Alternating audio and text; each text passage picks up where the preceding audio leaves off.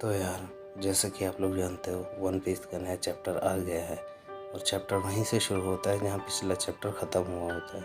Luffy और कायदो clash कर रहे होते हैं, तो कायदो लूफ़ी को एक्नॉलेज करता है। उसे बोलता है कि मैं तुम्हारी हिम्मत की दाद देता हूँ कि तुम इस लड़ाई में इतनी आगे तक चले आए हो, और बोलता है कि इसके आगे तुम कुछ नहीं कर पाओगे, तुम दुनिया को नहीं बदल पाओगे। वैसे यार, हमने कई जगह कायदो को दुनिया के बदलने के बारे में बात करके देखा है और यह भी जानते हैं कि वह दुनिया को बदलना चाहता था, पर हम यह नहीं जानते कि वह किस तरह की दुनिया बदलना चाहता था, वह किस तरह की दुनिया बनाना चाहता था। पर उसे खुद पर यकीन था कि वही है जो दुनिया को बदल सकता है, पर उसकी सारी उम्मीदें टूट जाती हैं जब दुनिया की सच्चाई उसके सामने आती है। नेक्स्ट पेज पर हमें कायदो का फ्लैशबैक दिखाया जाता है, जहाँ दिखाते हैं कि 46 साल पहले कायदो किसी वोडका नाम के किंगडम में एज अ सोल्जर काम करता था। उस समय उसकी एज सिर्फ 10 साल की थी, लेकिन तब भी वह वहाँ सबसे ताकतवर सोल्जर था। लेकिन वोडका किंगडम के किंग ने उसे सिर्फ रेवरी में सीट पाने के लिए उसे वर्ल्ड गवर्नमेंट के हवाले कर दिया था। लेकिन कायदो मरीन शिप से भाग गए, बट जब भी कायदो को भूख लगती तो वह खुद को मरीन के हवाले करता और भाग जाता। वह जब भी भूखा होता तो ऐसा ही करता था। ऐसा करते करते और इधर उधर भटकते हुए 2 साल हो गए थे। तब कायदो फुलालीड नाम के आइलैंड पर पहुंचता है। वहां पर वह रॉक्स पायरेट्स को ज्वाइन करता है। कायदो ने रॉक्स पायरेट को 12 साल की एज में ज्वाइन किया था। लेकिन कायदो के रॉक्स पायरेट्स ज्वाइन करने के कुछ साल बाद ही Rocks pirate marine hero Garp और पायरेट किंग रोजर के हाथों गोद वैली एक्सीडेंट में ख़त्म हो जाते हैं, और वहां से बचकर कायदो सीधे वानो पहुंचता है।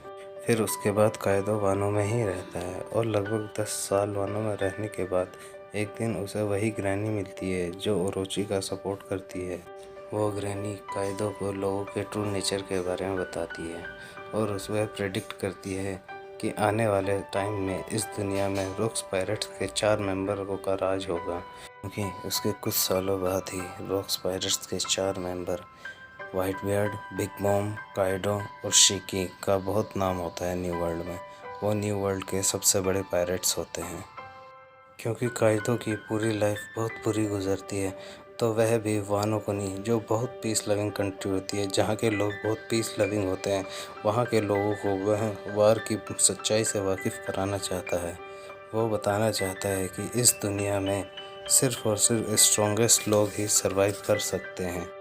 उसके कुछ समय बाद हमें दिखाते हैं कि कायदो किंग को बताता है कि यामातो ने उसे जॉय बॉय के बारे में बताया था।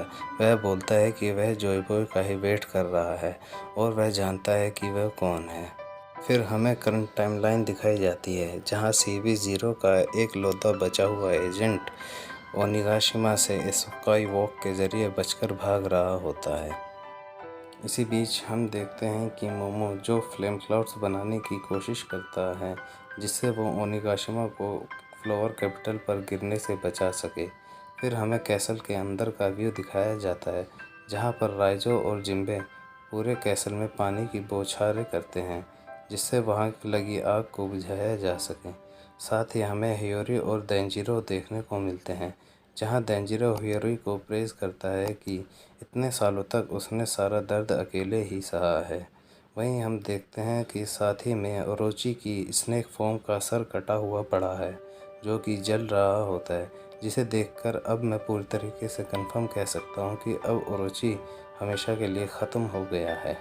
इसी बीच कैसल के अंदर जो लोग होते हैं, वह नोटिस करते हैं कि कायदो के फ्लेम क्लाउड्स अचानक कहीं गायब हो जाते हैं, पर यह नहीं कह सकते कि ऐसा क्यों हुआ है। क्या कायदो ज़्यादा वीक हो गया है, या फिर राइजो और जिम्बे के पानी की वजह से ऐसा हुआ है। इसी बीच कहानी जाती है कायदो वर्सेस लूफ़ी पर, जब कायदो लूफ़ी से पूछता है कि वह क्यों दुनिया को बदलना चाहता है और वह कैसी दुनिया बनाना चाहता है, तो लूफ़ी कायदो को रिप्लाई देता है कि वह एक ऐसी दुनिया बनाना चाहता है जहां उसके दोस्त और कोई भी भूखा ना रहे, जहां वे सब जब चाहे जितना चाहे खा सके और आज़ादी से रह सके। मैं ये कहना चाहूँगा कि लूफ़ी के ऐसा कहने का मेन रीज़न सिर्फ़ और सिर्फ ओतामा है। इसी बीच मोमो अपने फ्लेम क्लाउड्स बना लेता है और ओनिगाशिमा को गिरने से रोककर ओनिगाशिमा को लूफ़ी और कायदो के रास्ते से हटा देता है। और उसके बाद लूफ़ी काइदो को अपना पूरा ज़ोर लगाकर फाइनल पंच देता है, जिससे काइदो वानो के मेन आइलैंड पर जाकर गिरता है।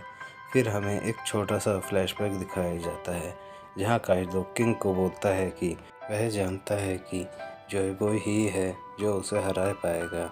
तो किंग उसे बोलता है कि अगर ऐसा है तो जॉय बॉय कभी अपीयर ही नहीं होगा। मुझे लगता है कि किंग ऐसा इसलिए बोलता है क्योंकि वह कायदो को बहुत एडमायर करता था और उसे नहीं लगता था कि कोई भी कायदो को कभी हरा पाएगा। लेकिन अब वो सब पुरानी बात है और कायदो इस वक्त ज़मीन पर पड़ा धूल चाट रहा है। पिछले चैप्टर की तरह ही एक छोटी बच्ची लैंटर्न उड़ाकर विश करती है कि स्काई ड्रैगन को भगा दो और कोजुकी क्लान को दोबारा से रिस्टोर कर दो। उसके बाद मोमो ओनिगाशिमा को वानो के मेन आइलैंड पर सक्सेसफुली लैंड करा देता है और ख़ुद भी ज़मीन पर पूरा एग्जॉस्ट होकर गिर जाता है। उसके साथ ही लूफ़ी भी एग्जॉस्ट होकर ज़मीन पर गिर रहा होता है और वहीं चैप्टर ख़त्म हो जाता है। तो फ्रेंड्स, ये था वन पीस चैप्टर नंबर 1049 का एक्सप्लेनेशन। अगर आपको मेरा एक्सप्लेन करने का तरीका पसंद आया हो तो कमेंट करें, लाइक करें, सब्सक्राइब करें और साथ ही बेल आइकन पर भी प्रेस करें ताकि आपको नेक्स्ट एक्सप्लेनेशन की वीडियो जल्दी मिल जाए। तो मिलते हैं फिर अगले हफ्ते नए एक्सप्लेनेशन के साथ। तब तक नमस्ते, खुदा हाफिज़, सत श्री अकाल और गुड बाय।